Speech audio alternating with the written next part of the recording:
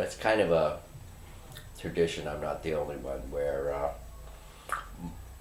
mothers would empty the kitchen cabinets and stuff out onto the kitchen floor, and that would be kids' toy. So at around 3 or so, I guess. Then my sister, who was older than me, she would, play cooking, and I would supposedly, although I have no memories of this, would be playing around on them.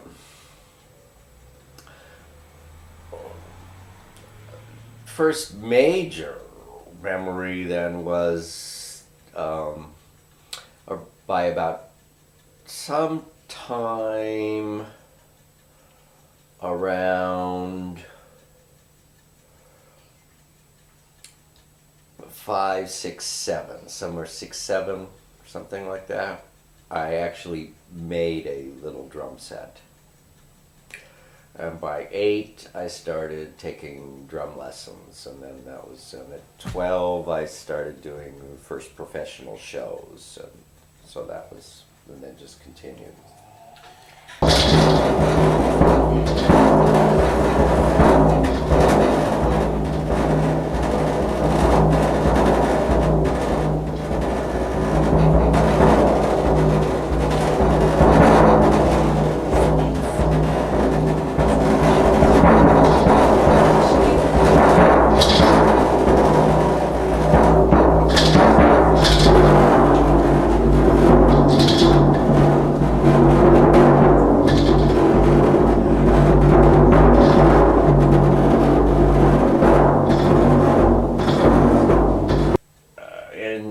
Culture I was born into, you're given 2 names, like a name within the cultural community and a name within the secular community. And Zev was the kind of the middle.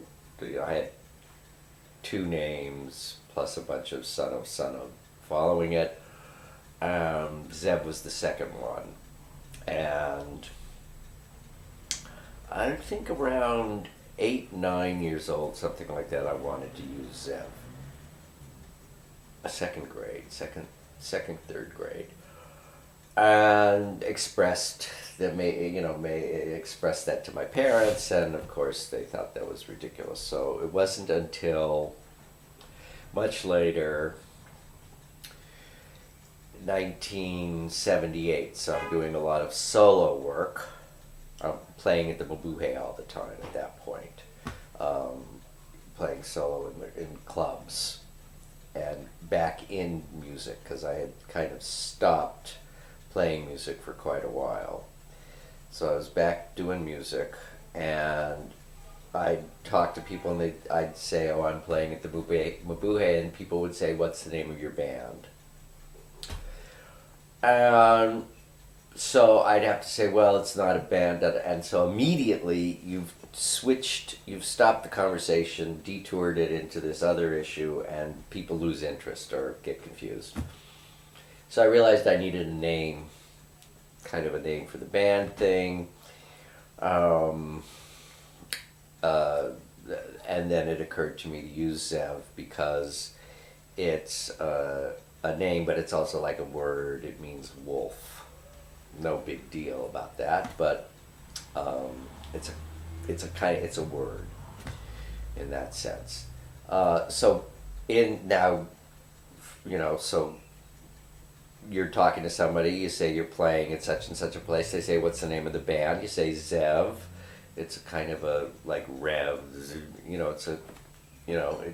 and then they say, "What kind of music do you play?" Yeah, I mean, you could continue the conversation. So that's when I started using it, and why I started using it.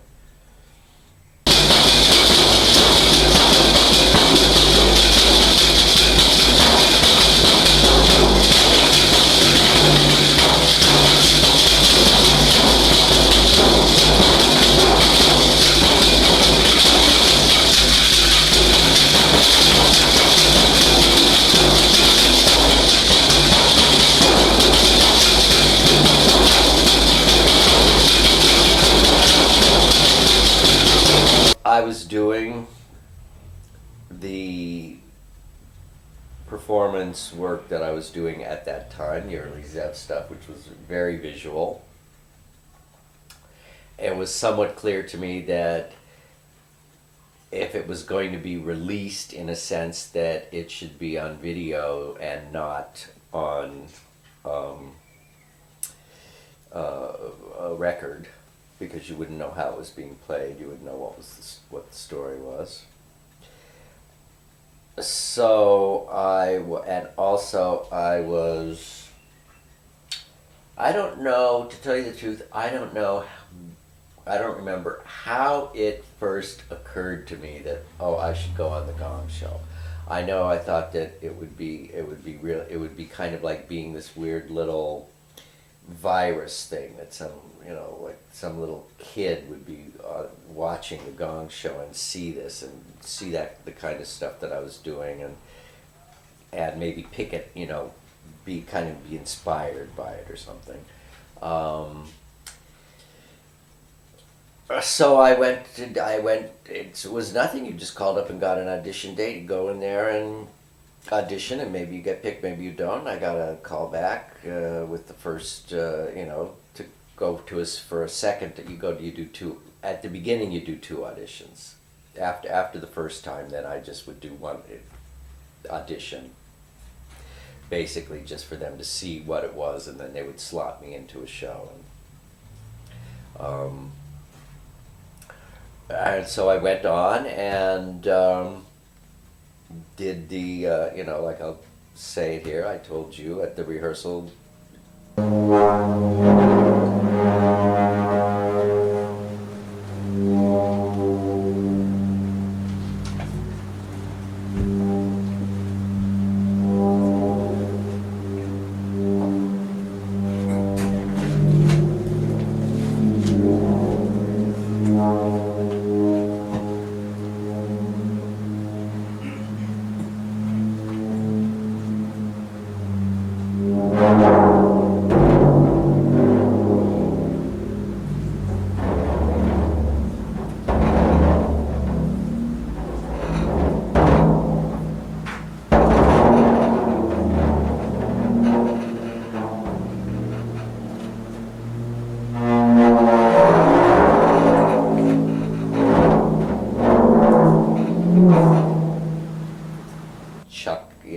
Afterward, came up to me and said, "You're the most innovative act I've ever seen."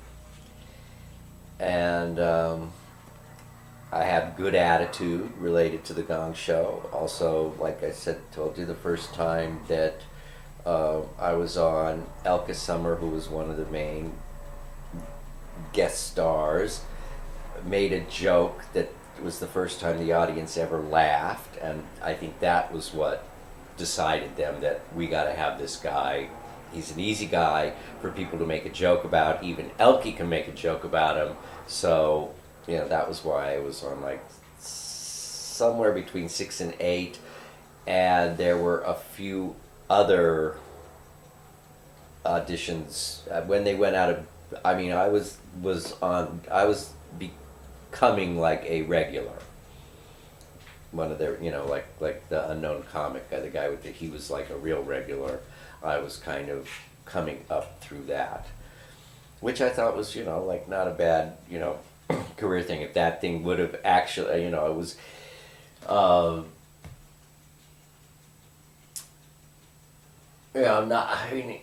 it's in a sense, it was like becoming a novelty act, in a weird way. But at the time, I wasn't really having problems with that so much. With that notion, that didn't bother me. Anyway, so that's kind of a condensed thing with the Gong Show.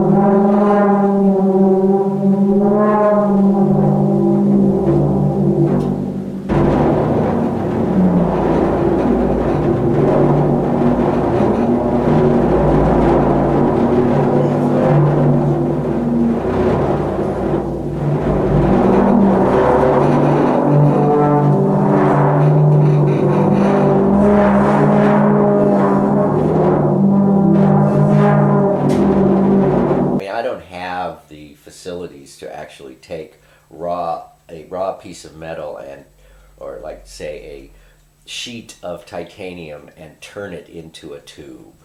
You know, it's way beyond anything, or a big piece of steel and have it stamped and formed into the round gong, for example. But I'll find and I'll choose and I'll pick raw materials, quote unquote, and then work with them and turn them into an instrument, tune them, as it were, into an instrument.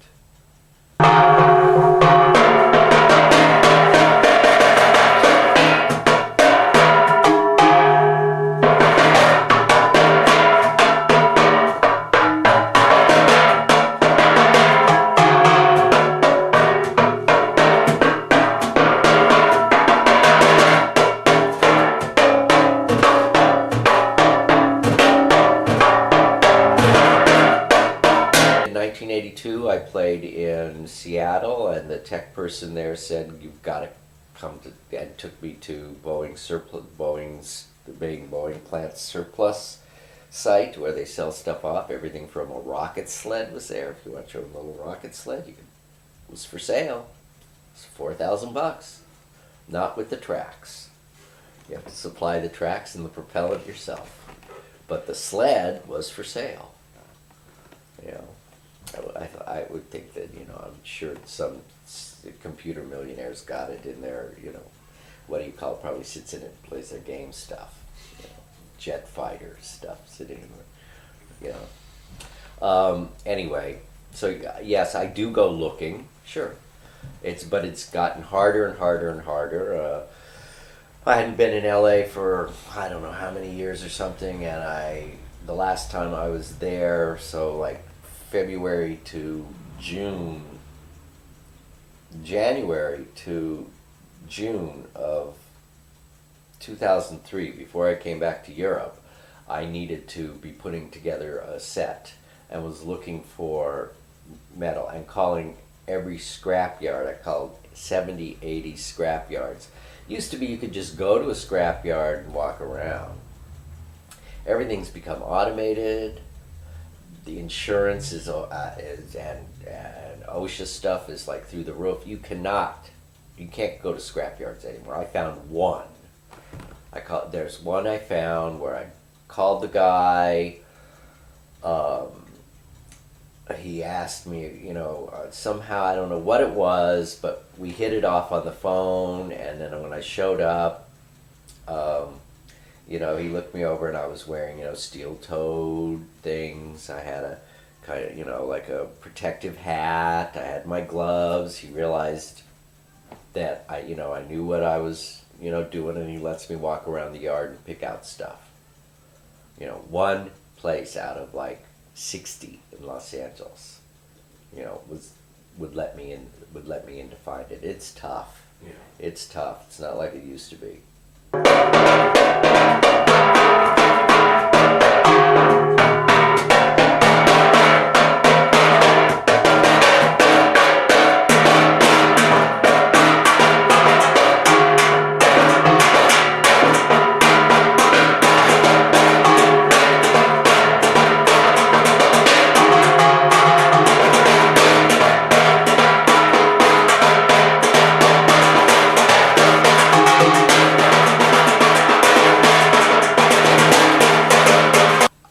I use the notions of scale, but I always take like words and shift them a touch. Like the instruments. For a while I wasn't calling them instruments, but I'll call them instruments. I called them pieces. So like a piece of material is is a piece of music. The scale, you have a physical scale. And so how I go about tuning them is you kind of flex them and create different pressure areas, so that when the sound comes, when you start hitting it, so it creates areas where the sound is not just flowing straight, but flows more. It creates more complexities in the flow patterns, as though for example, when you drop, it's like not just dropping with a lot of stuff, if you don't introduce the complexities, what you have is it's as though you're dropping a stone in the exact same position into a pond, and so you're just going to keep getting this circular pattern going out, out, out, out, out. So you're basically going to get one tone. If you create varying tensions in them, what happens is they start getting, it's as though you're dropping multiple stones in there, and you start getting interactions in the piece. Then there's cutting, slicing, putting slices in some of the things, especially the titanium, especially the stainless steel, and then you're getting a thing like, let's say, if you take it and you cut it, like it's like with a string, with hitting a string, it's because you've stopped it at a certain proportion. So you proportionize the thing, so that gives you different pitches, but you don't get, because they're not totally isolated, you hit them, you don't get a single pitch, you get more of a chord. My instruments are more complicated than just individual pitched. They're pitched, but in a chordal kind of way.